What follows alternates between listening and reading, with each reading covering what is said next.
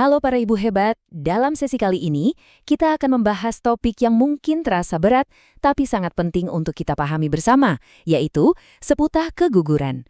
Tujuan kita adalah supaya ibu bisa mendapatkan informasi yang jelas dan menenangkan, jadi kita semua bisa lebih waspada dan siap menghadapi apapun.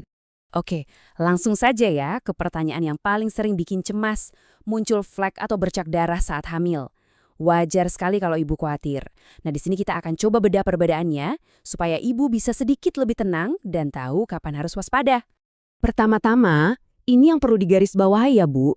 Tidak semua perdarahan saat hamil itu artinya keguguran. Ada yang namanya perdarahan implantasi yang justru merupakan bagian dari proses normal di awal kehamilan. Yuk kita lihat bedanya.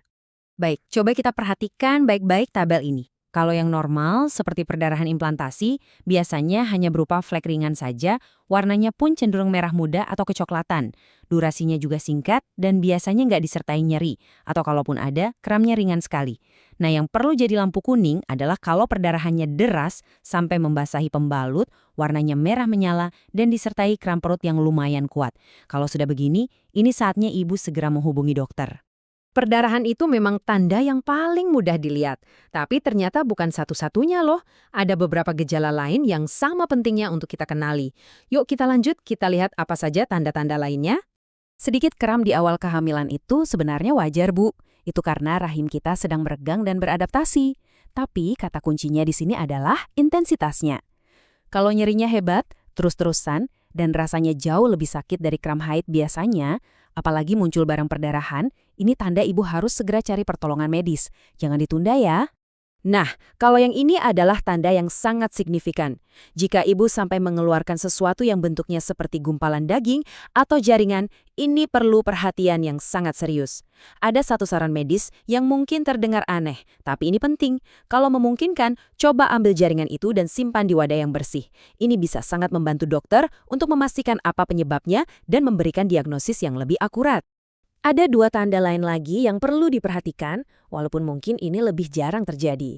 Pertama, hilangnya gejala kehamilan secara mendadak.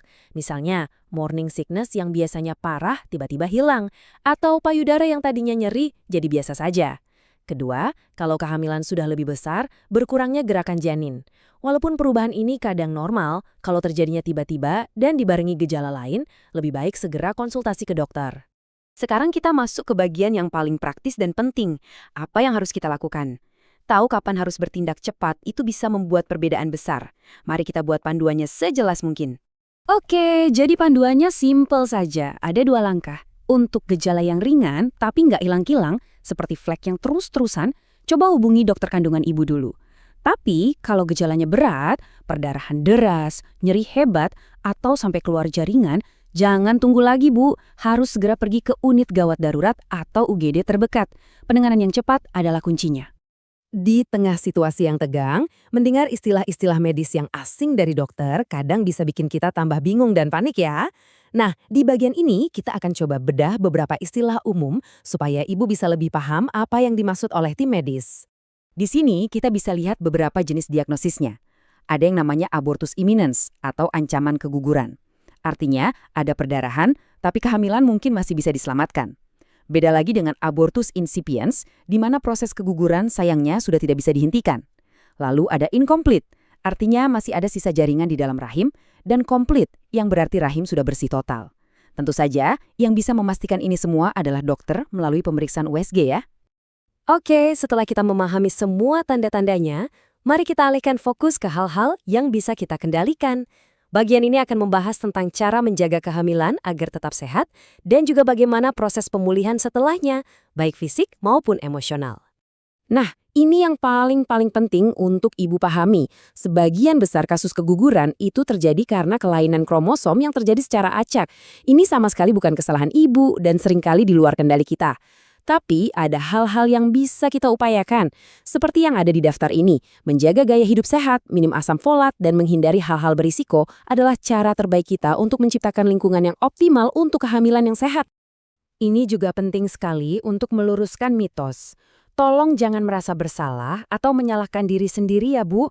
Aktivitas normal sehari-hari, seperti bekerja, olahraga ringan yang disetujui dokter, atau bahkan berhubungan intim itu tidak menyebabkan keguguran. Jadi, jangan takut untuk tetap aktif secara wajar. Proses pemulihan fisik itu satu hal, tapi penyembuhan emosional seringkali butuh waktu yang lebih panjang. Dan itu tidak apa-apa. Sangat normal kalau ibu merasa sedih, marah, atau bahkan bersalah. Jangan memendam semua perasaan itu sendirian. Berbagi cerita dengan orang terdekat adalah langkah awal yang baik. Dan ingat, mencari bantuan profesional itu adalah tanda kekuatan, bukan kelemahan. Sebagai penutup, saya ingin ibu selalu ingat pesan ini. Mengalami kehilangan ini bisa membuat kita merasa sangat sendirian. Tapi percayalah, ibu tidak sendirian. Ada banyak orang di luar sana yang peduli, yang memahami, dan siap memberikan dukungan. Terima kasih sudah menyimak.